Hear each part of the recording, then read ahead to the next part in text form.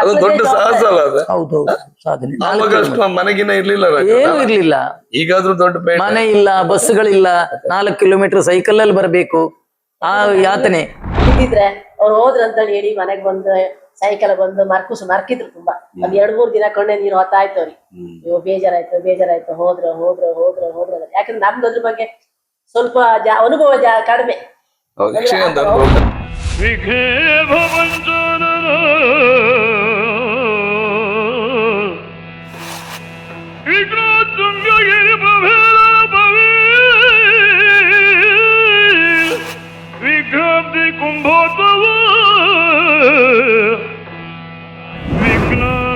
ಘನ ಪ್ರಚಂಡ ಪವನ ಶ್ರೀ ವಿಘ್ನೇಶ್ವರ ಪಾತು ಮಾಂ.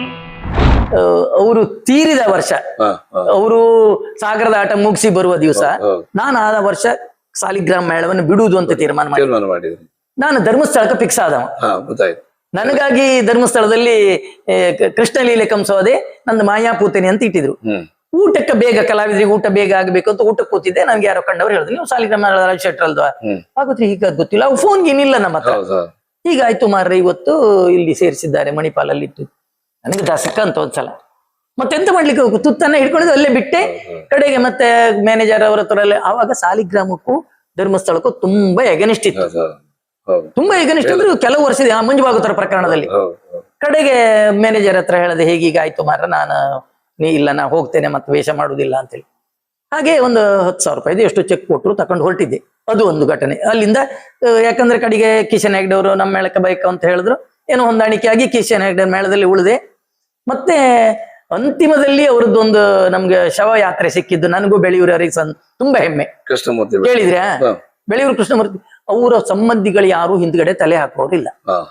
ಇದು ನಾನು ಎಲ್ಲಿಯೂ ಹೇಳಲಿಲ್ಲ, ಹೇಳ್ಬೇಕು ಅಂತೇಳಿ ನನಗೆ ಸಂಕಲ್ಪ ಮಾಡ್ಕೊಂಡಾಗ ಹೆಚ್ಚಿಗಿನ ಸಡೆ ಮರ್ತು ಹೋಗುದು.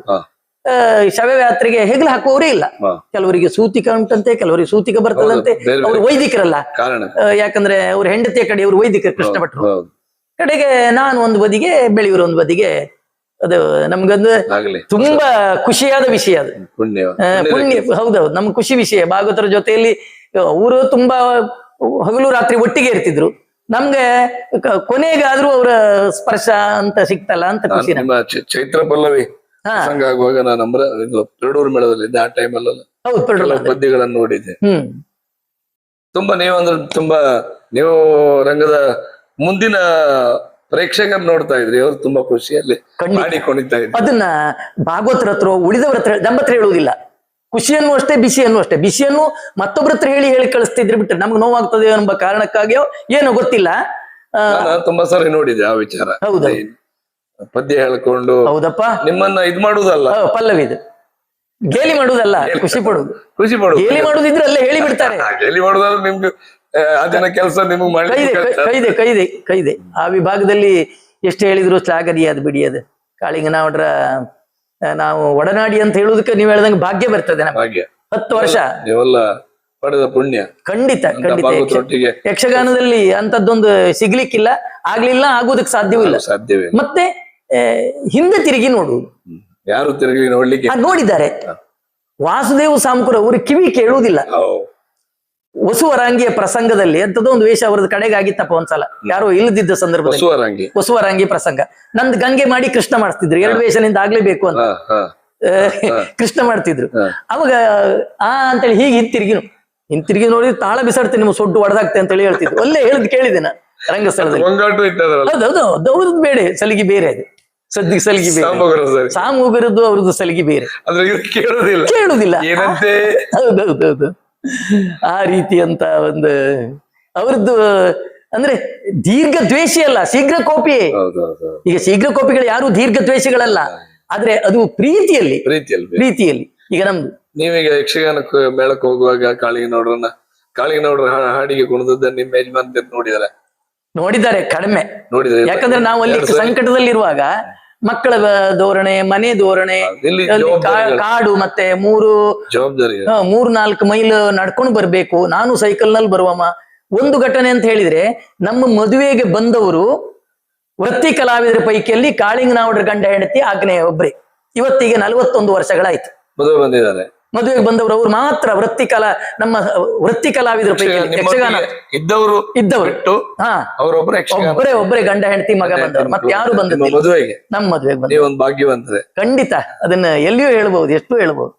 ನೀವು ನೌಡ್ರನ್ನ ನೋಡಿದ್ರ ಈ ನೌಡ್ರ ಪದ್ಯಕ್ಕೆ ನೀವು ಯಜಮಾನ್ರು ಕುಣಿತ ನೋಡಿದ್ರ ಸಾಕತ್ತಿಲ್ಲ ಅದು ನೋಡಿದ್ದೆ ಖುಷಿ ಆಗ್ತಿತ್ತು ಯಾವ್ದೋ ಒಂದು ಪ್ರಸಂಗಪ್ಪ ಚೈತ್ರ ಪಲ್ಲವ್ಯ ಅಲ್ಲ ಎಂತದೋ ಸ್ವಲ್ಪ ನಾ ಮದುವೆ ಅದು ಬೇಗ ಅದ ಸಣ್ಣ ಏಜಲ್ಲಿ ಮದುವೆ ಆದ ನಂಗೆ ಸ್ವಲ್ಪ ಯಕ್ಷಗಾನ ಬಗ್ಗೆ ಅನುಭವ ಇಲ್ಲ ನಂಗೆ ತುಂಬಾ ಅಂದ್ರೆ ಕುಣಿತು ಯಕ್ಷಗಾನ ಡ್ಯಾನ್ಸ್ ಮಾಡತ್ತ ಹೊರಗಡೆ ಪ್ರಚಾರ ಯಕ್ಷಗಾನಕ್ಕೆ ಹೋಗೋದಂದ್ರೆ ದೊಡ್ಡ ಹೌದು ಸಾಧನೆ ಮತ್ತಲ್ಲ ಹೆಂಗಸರು ಯಕ್ಷಗಾನಕ್ಕೆ ಹೋಗೋದಂದ್ರೆ ಮನೆಯಲ್ಲಿ ಸ್ವಲ್ಪ ಅಡೆತಡೆಗಳೆಲ್ಲ ಬೇಕಾದ ಆಟಕ್ಕೆ ಹೋಗೋದಂದ್ರೆ ಗತಿ ಈಗಿನ ಆಗಲ್ಲ ಈಗ ಯಕ್ಷಗಾನಕ್ಕೆ ಎಲ್ಲರೂ ಹೋಗ್ಬೋದು ಅದು ಈಗ ನಿಮ್ಮಲ್ಲೆಲ್ಲ ಅಂತೂ ಈಚೆಗೆ ನಮ್ಮ ಕೋಸ್ಟ್ ಲೈನ್ ಅಲ್ಲೆಲ್ಲ ಕೆಲವರು ಹೇಳ್ತಿದ್ರು ಒಂದು ಯಕ್ಷಗಾನ ನೋಡಿದ್ರೆ 9 ರಂಗಪೂಜೆ ನೋಡ್ಬೇಕು ಪೂಜೆ ನೋಡ್ಬೇಕು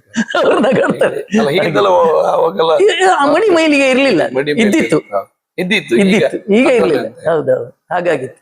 ನಿಮ್ಗೆ ಖುಷಿ ಇತ್ತು ಯಕ್ಷಗಾನದಲ್ಲ ಒಂದು ಕಲಾವಿದ್ರು ಒಂದು ದೊಡ್ಡ ಕಲಾವಿದ್ರ ಹೆಂಡತಿ ಕಲಾವಿದ್ರು ಅಂದ್ರೆ ಅಷ್ಟು ಖುಷಿ.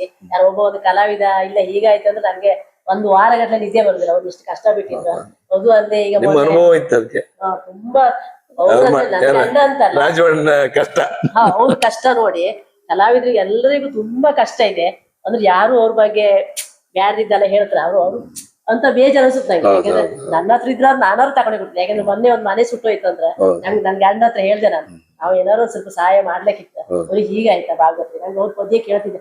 ಕಡೆಯಿಂದ ಸ್ವಲ್ಪ ಅಂದ್ರೆ ಯಕ್ಷಗಾನ ಸ್ವಲ್ಪ ಇಂಟ್ರೆಸ್ಟ್ ಶುರು ಆಯ್ತು ನಂಗೆ. ಅವ್ರ ಪದ್ಯ ಮಂದರ್ತಿ ಮಾಡಿದಾಗ ಅವ್ರ ಪದ್ಯ ಕೇಳೋಣ ಹಾಗೆ ಸುಬ್ರಹ್ಮಣ್ಯ ಆಚಾರ್ಯ ಅವ್ರಿಗೆ ಹಿಂಗಾಯ್ತಾ ನನ್ ಮಕ್ಳಿಗೂ ಹಂಗೆ ಅವ್ರ ಪದ್ಯ ಅಂದ್ರೆ ಅಷ್ಟು ಇಷ್ಟ.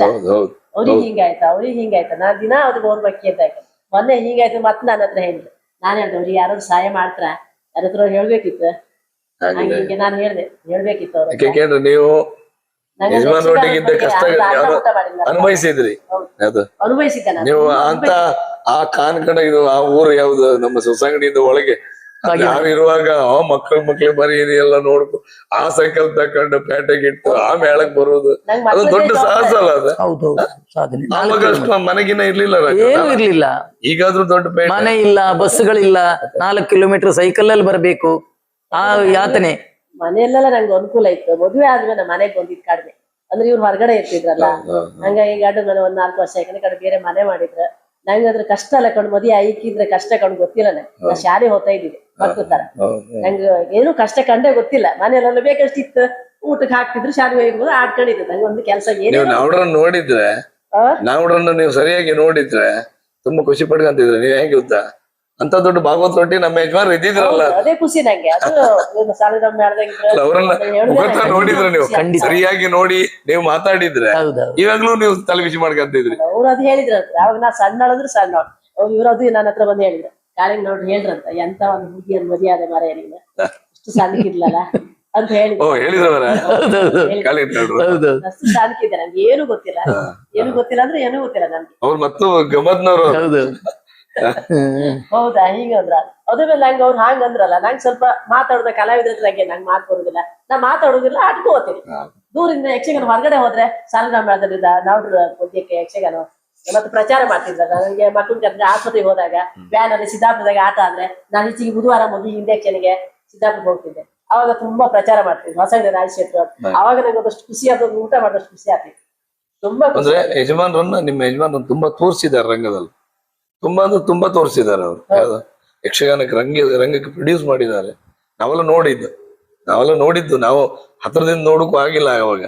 ಈಗ ನಾವು ಕೇಳಿದ್ ಸಂತೋಷ ಪಡ್ಕಂತ ಕೇಳ್ತದಲ್ಲ ಈಗ ಇದ್ದಿದ್ರೆ ಅವ್ರು ಹೋದ್ರಂತೇಳಿ ಹೇಳಿ ಮನೆಗ್ ಬಂದು ಸೈಕಲ್ ಬಂದು ಮರ್ಕಿದ್ರು ತುಂಬಾ ಒಂದ್ 2-3 ದಿನ ಕೊಂಡೆ ನೀರು ಹೊತ್ತಾಯ್ತು ಅವ್ರಿಗೆ.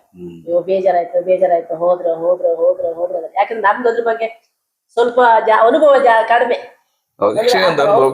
ಅದ್ರ ಬಗ್ಗೆ ಕಡಿಮೆ ಆದ್ರೂ ಮನ್ಸಿಗೆ ಅನಿಸ್ತಿತ್ತು ಹೋದ್ರ ಇವ್ರು ಇಷ್ಟ ಯಾಕೆ ಬೇಜಾರ್ ಮಾಡ್ತಾರೆ ನಾನ್ ಮನ್ಸಿನೊಳಗೆ ಇವ್ರು ಯಾಕೆ ಇಷ್ಟು ಬೇಜಾರ್ ಮಾಡ್ತಾರೆ ಮರ್ತಿದ್ರು. ಈಗೆಲ್ಲ ಕೇಳುವಾಗ ಒಬ್ಬೊಬ್ರು ನೌಡ್ರ ಅಭಿಮಾನಿಗಳು ನೌಡನ್ನ ಅನುಸರಿಸಿ ಬಂದವರು ನೌಡ್ರ ಇವತ್ತು ಎಷ್ಟು ವರ್ಷ ಆಯ್ತು 36 ವರ್ಷ ಹೋದ್ರು ಅವರ ವರ್ಷಂಪ್ರತಿ ಅವರನ್ನ ಇವತ್ತು ಕೊಂಡಾಡ್ತಾ ಇದ್ದಾರೆ ನೌಡ್ರು ಕಾಳಿಂಗ ಅವರು ಉಸಿರಿಲ್ಲದೆ ಇದ್ರು ಅವರ ಕೀರ್ತಿ ಶಾಶ್ವತವಾಗಿದೆ ಹೆಸರಿದೆ. ಅದಕ್ಕೆ ಹೇಳಿ ಖುಷಿ ಆಗ್ತಾ ಇಲ್ಲ. ಅದು ನಿಮ್ಮ ಯಜಮಾನ್ರು ಅವರೊಟ್ಟಿಗೆ ಇದ್ದಿತ್ತು ಕೆಲವು ವರ್ಷ, ನಮ್ಮರೊಟ್ಟಿಗೆ ಇರುವುದೇ ಒಂದು ದೊಡ್ಡ ಸೌಭಾಗ್ಯ ಅಲ್ಲ ರಾಜಣ್ಣ? ಖಂಡಿತ ಖಂಡಿತ.